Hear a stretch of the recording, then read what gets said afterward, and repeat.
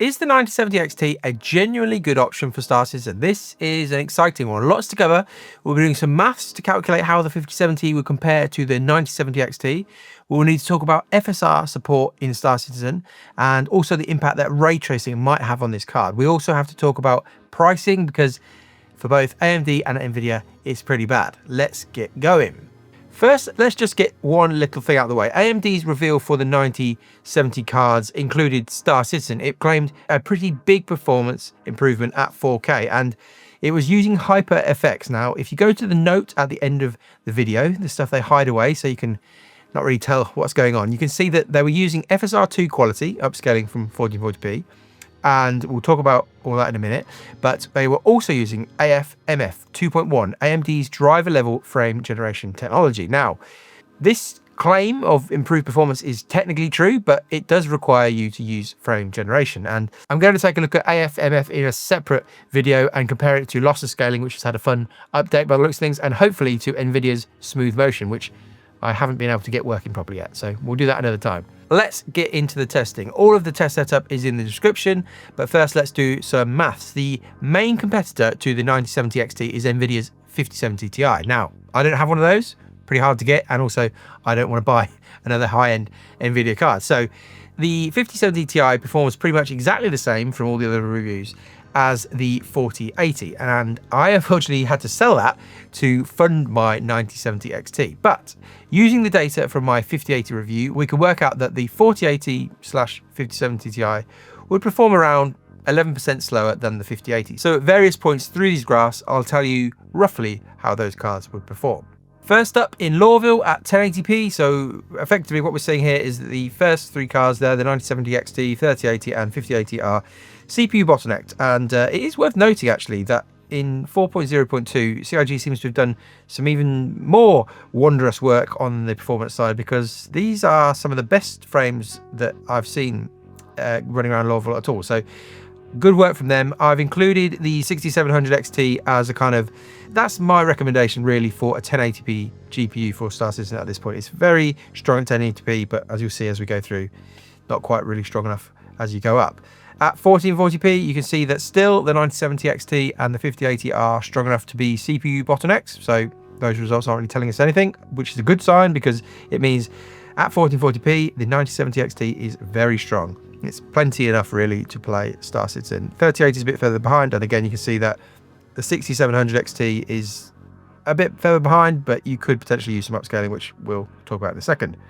At 4K, here is where we are really interested, and we can see now that all these cards are GPU bottlenecked. So the 5080 is topping out around 70 FPS, and here is where we can insert the data for the 4080/5070 Ti.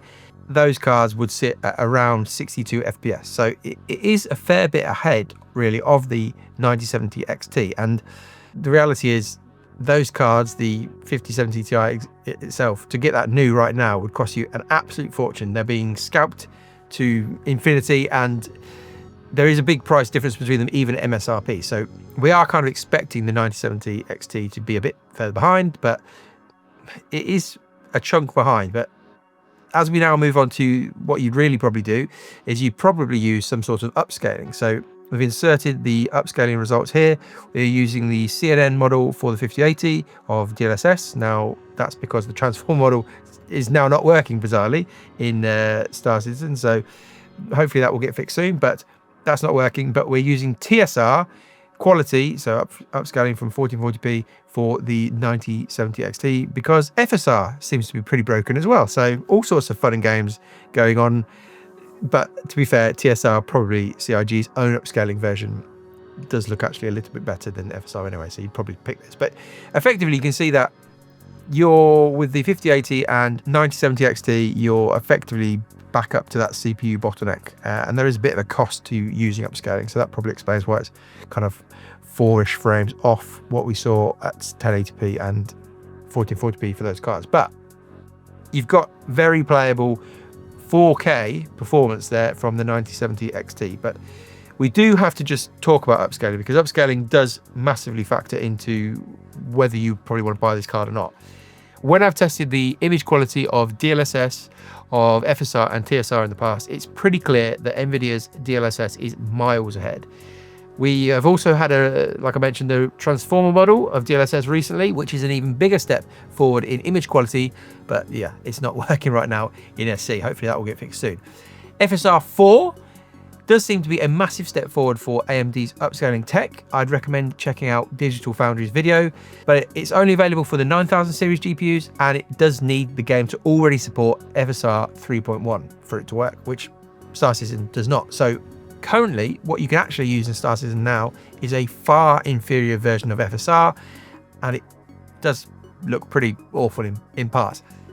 A number of people have asked me to look at this kind of new Optiscaler tool that's been going around the internet, and it allows you to insert FSR effectively into SC, but as it mentions on the GitHub page, you can't because of anti-cheat. You just can't use it. So hopefully CIG will support this at some point, and that may be a question we have for Ali Brown, Graphics Wizard. Maybe we can ask her on Spectrum and see if CIG will be supporting this anytime soon, because it does make a significant difference to the overall visual experience. So if you currently buy this card, you decide to buy this card, you just have to know that DLSS, even the old CNN model, it just looks miles better than FSR or TSR, and arguably it looks better than a native image. Overall, my guess on this, and it is a guess, so don't come back and kill me if they don't do this, but I'm fairly convinced that CIG will want all of the latest versions of DLSS and FSR in the game when Squadron 42 goes live. Hopefully, obviously, in 2026. But right now, upscaling on AMD cards is visibly worse than NVIDIA cards. Now, the question probably is, does that make the 5070 Ti worthwhile for the extra money? It's questionable, but maybe. And yeah, we probably should just clarify with our Ali Brown what's going on. Are they planning to do this? An actual answer would be better than me just guessing. Now let's get back to quantum travel. Let's do some testing here. At 1080p, you can see that the 9070 XT is a fair chunk behind the 5080, as you probably expect, seeing the price difference between them, but very playable. And again, if you were to insert the 4080 at 11% slower than the 5080, which is the equivalent of the 5070 Ti, that would be around 163 FPS. So it is more and higher than the 9070 XT. Whether you care if you've got a monitor that can go that high in quantum travel, I don't know, but it's interesting that AMD have always been slightly behind in all the testing I've done. They're slightly behind where you'd expect them to be in quantum travel itself compared to NVIDIA cards. The results are always slightly worse, but we're expecting a quantum travel rework at some point. Will that affect things? Who knows? I've probably been saying that for the last 2 years. So at 1440p, you can see that, yeah, basically the same sort of story. The 4080 and the 5070 Ti would be about 107 FPS. So again, a bit further ahead, but 80 FPS is very playable at 1440p, again, for the 9070 XT. At 4K, you can see that, again, the 9070 XT is a bit further behind and closer to the 3080 here. Potentially 4K, who knows? We're now delving into GPU architecture stuff, whether 4K would be more kind of brutal on one card or another. But again, the 4080/5070 Ti would probably be around the 56 FPS mark here. So you're starting to see a pattern where at 4K, the 9070 XT might not quite be enough. But again, upscaling can factor into this. You could whack on upscaling and get much better performance. But as we said before, we want FSR 4 support in SC ideally. Now onto the Horizon Roof, where we hammer these cards with some clouds. Let's first of all keep it quite straightforward. At 1080p with medium clouds, effectively those first 3 results are CPU bottlenecked. I don't know what's going on really with the 1% percentile lows for the 5080. Could just be Star Citizen just being Star Citizen, just juddering at some point. At 1440p, you can see that still the first 2 are really still CPU bottlenecked, and yeah, not much more to tell from that. At 4K, we're starting to again see the 5080, obviously, considering it's not far, twice the price, it is really pulling ahead, and you would see about 74 FPS here for the 4080/5070 Ti. So again, it is fairly far in front based on my calculations and previous testing. Let's though put the photo mode clouds on and really start to hammer all these cards, you can see that bizarrely here, and this kind of matches what I've seen in the past. When I tested the 7900 XTX, we found that when you really crank up the clouds, the AMD cards seem to somehow do better than the NVIDIA one. So with photo mode clouds on at 1080p, we're not that far off from the 5080, and the 4080 or the 5070 Ti would probably be around the 65 FPS mark. So the gap's really quite small there for the 9070 XT. At 1440p with the photo mode clouds on, still very demanding. Again, pretty decent result from the 9070 XT. The 4080 or the 5070 Ti would be about 41 FPS here, so very close and questionable whether you'd be able to tell the difference between them. And then at 4K, it starts to all get a bit silly. Even the 5080 really doesn't handle things well here. The actual 9070 XT is doing pretty well, and the 4080/5070 Ti would be about 19 FPS here. So again, none of these cards are really playable. You would have to turn on some sort of upscaling here, and that is when the real benefits of DLSS and especially the new transformer model come into play, because the new transformer model, you can drop down the quality of which you're upscaling from. So normally with this sort of thing, you'd probably want to, especially on the AMD side, you'd want to upscale from 1440p, but actually with the new transformer model, if it works, which it's not again on the NVIDIA side, it's so good that you could even drop down to 1080p and then get a bigger increase in your frame. So yeah, again, it does make a difference, all the upscaling stuff. I also just wanted to get some footage in game of me playing with this card and just to see kind of real examples, because like I say, at 1440p, it's kind of a beast. It really is all you probably would need, even without upscaling.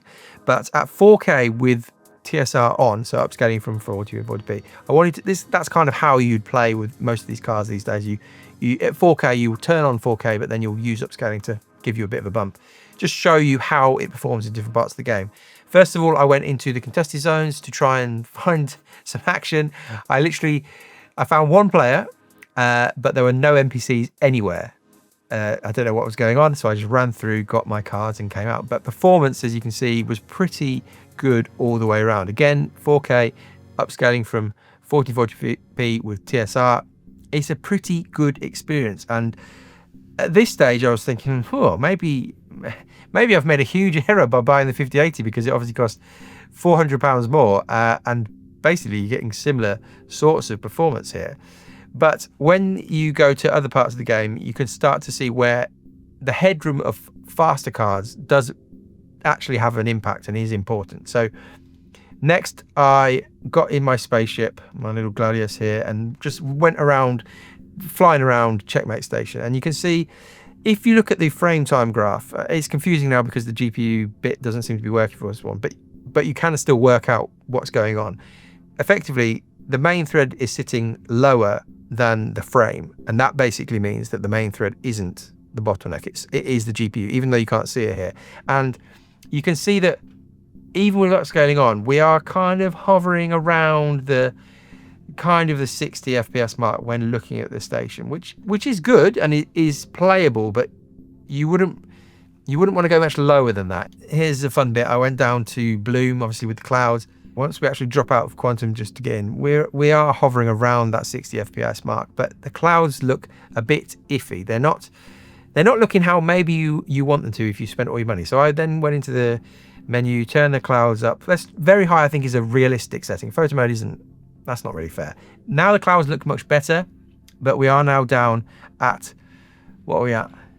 50. And then I think as you go into the clouds and down, we are dropping below kind of the 50 FPS mark. It's fully playable, but if you are really aiming for top performance at 4K, I think you wouldn't necessarily be you wouldn't be completely happy with this. If you're wanting to spend $4,000 on a PC, or whatever it would be, I don't know, you might, if you want the best, this isn't quite the best. There is a difference when you use the 5080.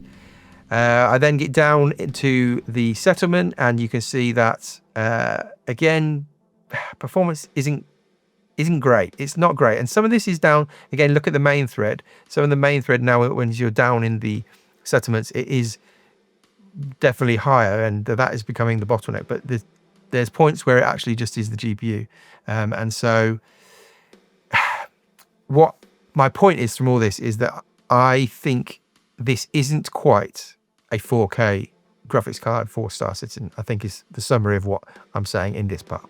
And we do also have to talk about ray tracing performance. I know some people just really don't care, but AMD has been miles behind NVIDIA when it comes to ray tracing. But this new generation, they actually made significant progress. If you've seen other reviews of the 9070 XT, you'll know that in heavy RT games, the NVIDIA cards still have a significant advantage. But in titles that don't push things too far, things look pretty decent. Now, we have no real idea of knowing how Star Citizen's ray traced global illumination will perform. Will it be quite light or really demanding? Again, I'm pretty certain that the new GI will be ready for Squadron's release sometime in 2026. And I think we have to assume, based on all the data out there, that it will perform better on NVIDIA cards. So again, if you're planning on buying one of these 9070 XT GPUs, you just need to know that going in. How much is NVIDIA's better ray tracing really worth to you? Now, CIG was working on a software version of the new GI system, so unless things have changed, we will still have the option to run the game without hardware ray tracing. But you have to know that buying these cards that you are potentially sacrificing a bit of ray tracing performance compared to NVIDIA. Now, the pricing. I don't normally really talk about pricing. I kind of leave that to people to work out, and obviously pricing is different all over the world. But it is a factor here because both the 9070 XT and the 5070 Ti, the ones that we're really saying are the two competitors, they're going for way more than their MSRPs now. If you go to any of the stores online, there's really no models in stock, at least in the UK here, and the ones that are in stock are 100, 200, 300 pounds more than their MSRP. So the factor maybe with the 9070 XT is that it's only been out for a week, and so demand is very strong, and so there is a chance that prices will settle down, and hopefully they will. But on the NVIDIA side of things, well, NVIDIA don't seem to be able to make many of these 5000 series cards, and I don't know if prices will really ever drop, and nobody really knows. I was very lucky and persistent and managed to actually pay MSRP in the UK here, so I paid $569 for the 9070 XT, and also MSRP on the 5080, £979. And when you look at the performance numbers in Star Citizen, the 9070 XT looks pretty great. Like the 5080 looks pretty bad deal, and especially if you're at 1440p, where you don't really need to use AMD's inferior upscaling, it looks like a genuinely really good option for this game. And I think that's a huge win. I think gaming at 4K is outrageously expensive. The monitors are crazy. And so I think most people are still at 1440p. And so AMD have provided an option for Star Citizen that is a genuine competitor. And we don't want NVIDIA's monopoly to just completely carry out. We want competition between AMD and NVIDIA. So I personally am very, very happy that AMD have provided an option, a product that is genuinely good. It's genuinely good. At 1440p, I mean, I don't make recommendations on this channel, but I would say at the price, it's a pretty good deal. Like I said, at 4K, I think it feels a little bit underpowered, especially when you're wanting to turn up the clouds past medium. And even if you turn on upscaling, I think it's still probably a little bit undercooked at 4K. It is worth saying, though, that with all this, the actual real star of the show here is the 9800X3D, the CPU, because it's allowing these graphics cards to hit some genuinely impressive numbers. And it is worth saying that if you're using a significantly slower CPU, you might not see the true power of these GPUs. You potentially could be significantly CPU bottlenecked. So do your research. The Discord is very helpful if you're looking at building systems, making upgrades, but there is no point spending $1,000 or whatever on any of these GPUs if your CPU is going to just hold the whole system back. But overall, I'm wildly impressed with this card. It's a real option, especially at 1440p. Well done, AMD.